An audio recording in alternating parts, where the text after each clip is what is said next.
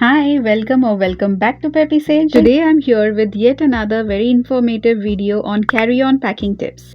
If you are a frequent traveler like you know, it's a big hassle when it comes to decide what we have to pack and not to pack in a carry-on. The 5 tips I'm going to share with you today will change the way you pack your carry-on luggage. So without any further ado, let's get started. The first point is you have to identify all the liquids that you are going to pack.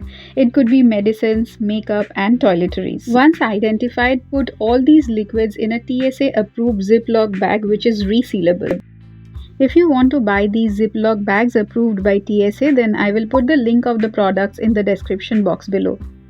It is very essential to know that when you are packing a hand luggage or a carry-on luggage, there is only a specific amount of liquid that you can carry in that hand luggage.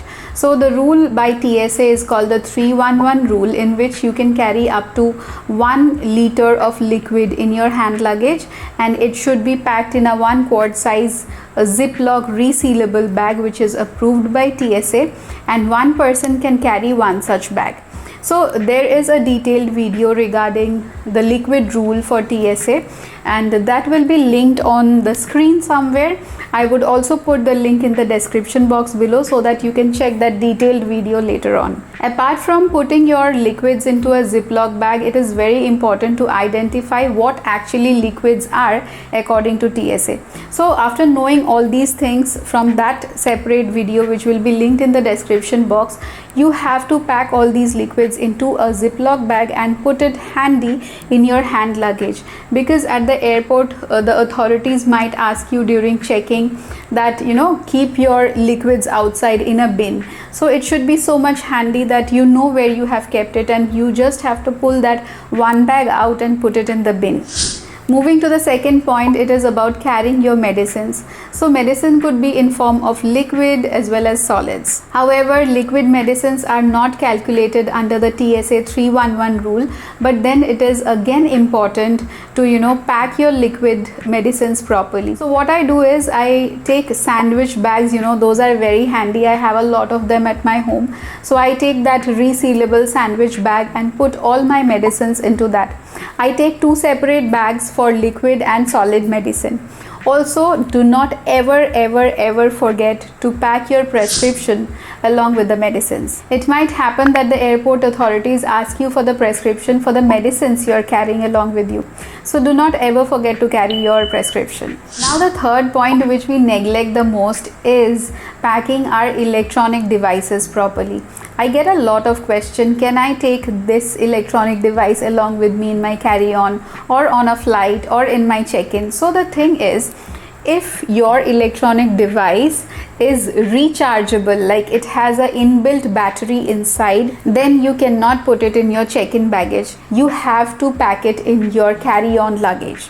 You cannot put anything with batteries in your check-in baggage. And if you are carrying your electronic devices in carry-on luggage at the airport, you have to put all these things out of your bag in the tray and then pass it through that machine which checks all of your devices.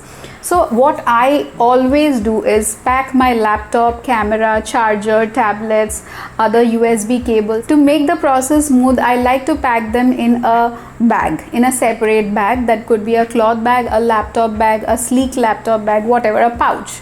Okay, so put everything in that pouch, all the wires that you have, all the USB cables, the chargers, the devices, whatever electronic device you have, put it in one pouch, and then it is very easy for you to just take that pouch out and put it in the bin. It's that easy.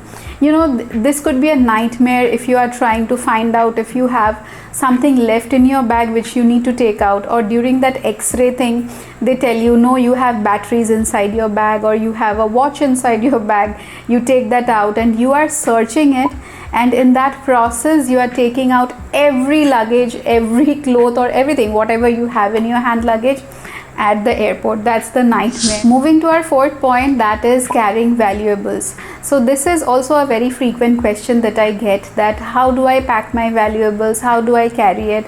So if you are packing your valuables for your flight journey, it is very important that you pack it in your carry-on luggage. just because that carry-on luggage stays with you during your entire journey. So what I do for my passport and other valuable documents, I put everything in a waterproof file so that if there is any kind of spillage or anything like that happens, all my important documents are saved. Next, if I'm carrying gold or some other jewelry item which is valuable, then I pack it in again those sandwich bags or Ziploc plastic bags, and then I carry it along with me. Because sometimes it happens, if you put it somewhere in your purse or somewhere, you might not be able to find it because it is small. But if you put it in a Ziploc bag, it's intact, and you know that anytime if you have to pull that out, you can just take it out. Because it might also happen that during the check-in process, the authorities might ask you to take out from your bag any valuables that you're carrying. So at that point, it is very easy and convenient just to pull out one Ziploc bag and just give it to them. Moving to our fifth and last point is that pack a day's clothes in your carry-on bag. In case you are traveling for a meeting, make sure that you have your meeting outfit in your carry-on bag. Or in case you are going to attend any family function and you have a specific dress to wear on that day, make sure to pack it in your carry-on luggage. Because again, if your check-in baggage reaches late or it gets lost during the journey, then at least you have your essential clothes with you. Even if it's just a trip you are going for, make sure you have the first day's cloth with you, because that will give you room to go and buy some other clothes for your entire trip. But having an extra pair of clothes just along with you is very essential. So that was all for this video. If you have any question or suggestion regarding this, please let me know in the comment section below. And if you haven't subscribed to my channel yet, please subscribe and press that bell icon so that you get all the latest notification whenever I post a video. See you in my next video. Till then, take care. I love you all, and bye bye.